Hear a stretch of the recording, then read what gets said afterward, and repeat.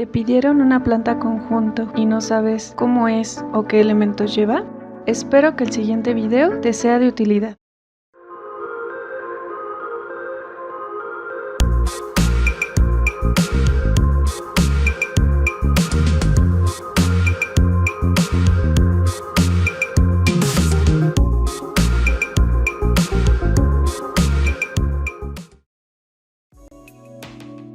Planta conjunto.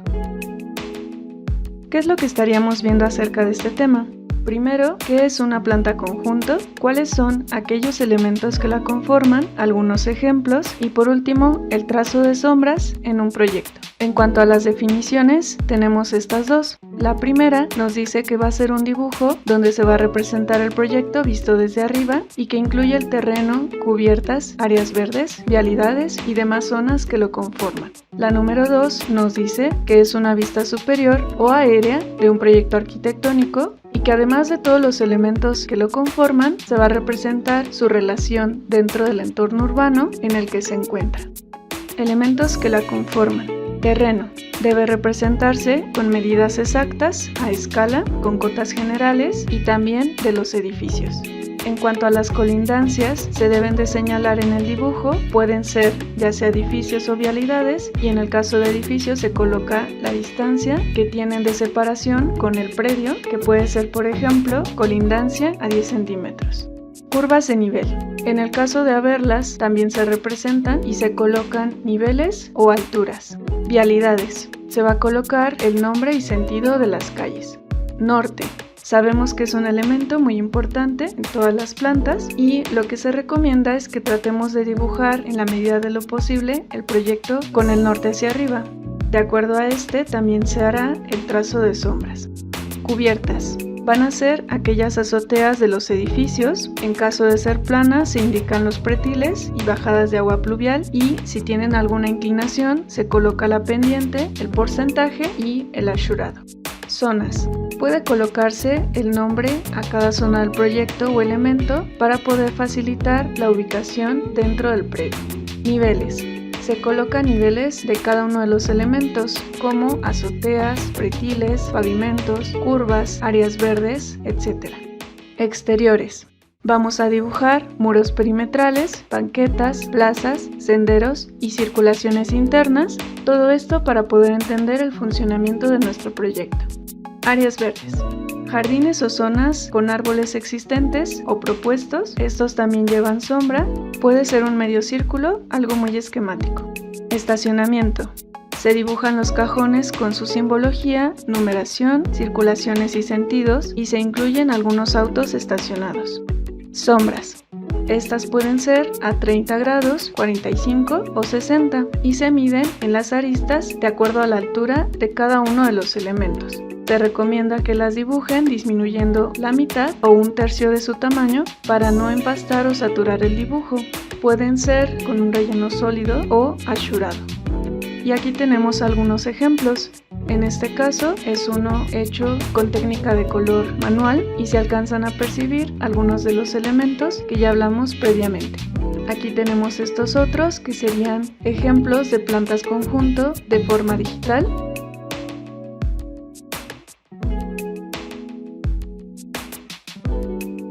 Estas son las plantas del proyecto Casa Tokio que diseñamos hace un tiempo.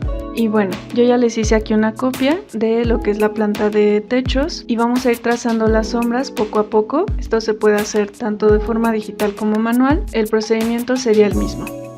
Decíamos que las sombras se trazan a partir de las aristas del edificio. Yo voy a comenzar con las del pretil. Puedo tener mi sombra hacia el noreste o hacia el noroeste. Me posiciono en una de las esquinas, puede ser cualquiera, y trazo una línea. Yo la voy a hacer a 45. Cuando se hace de forma digital se coloca la altura. Si es de forma manual, con el escalímetro medimos que corresponda. Tenemos un nivel de pretil de 630 y la azotea tiene un nivel de 570. Lo que vamos a estar haciendo es una resta, nos da 0.60 y esa sería la altura a escala de la sombra proyectada. Voy a hacer lo mismo en las otras esquinas de mi pretil, que sería la misma altura.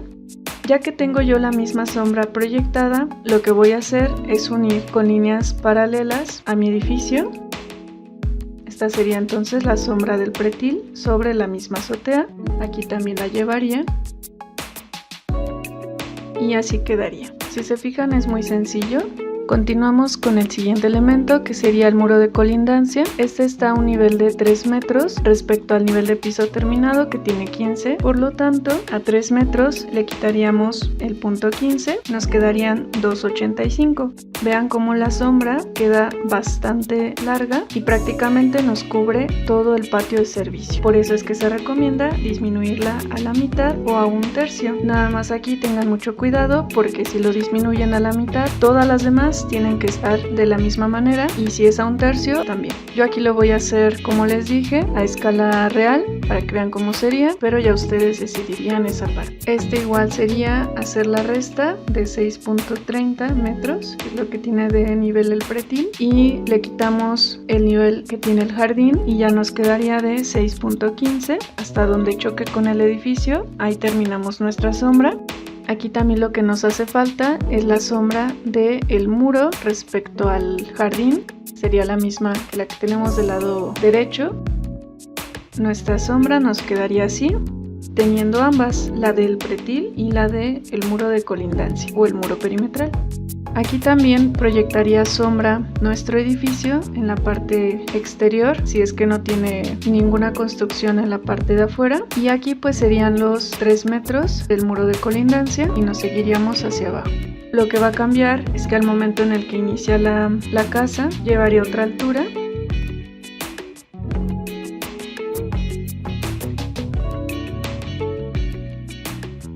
Y luego de aquí se metería de acuerdo a la sombra del muro de colindancia. Vamos a ir trazando todas.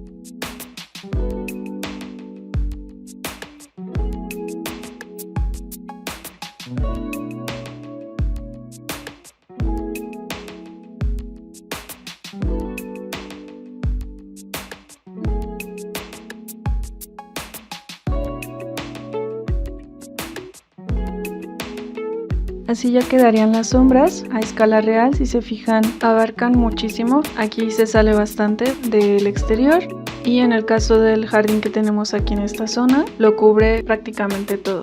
Ya nada más restaría quitarle estos trazos, los que no vamos a estar utilizando ya y que no conforman el contorno de la sombra. Así quedaría ya nuestro trazo de sombras. Y en caso de que tuviéramos, por ejemplo, un techo inclinado, también lo que tenemos que saber es primero las alturas, los niveles, en el caso de la cumbrera, qué nivel tiene, y las partes bajas. Ya una vez teniendo eso, trazamos nuestra sombra también. Por ejemplo, suponiendo que la parte baja tiene a lo mejor 2,40, que la cumbrera a lo mejor tuviera 3 metros y la otra parte 2,40, la sombra se va a ver reflejada de esta manera, con esa misma inclinación. Y del otro lado, donde está a una sola altura, un solo nivel, simplemente se sigue la forma. Espero con esta explicación básica les sea mucho más sencillo el trazo de las sombras de sus proyectos. Muchas gracias por ver el video. Si te gustó, por favor dale like, suscríbete. También no olvides que ya tenemos Instagram. Síguenos también por allá para que no te pierdas nuestro contenido.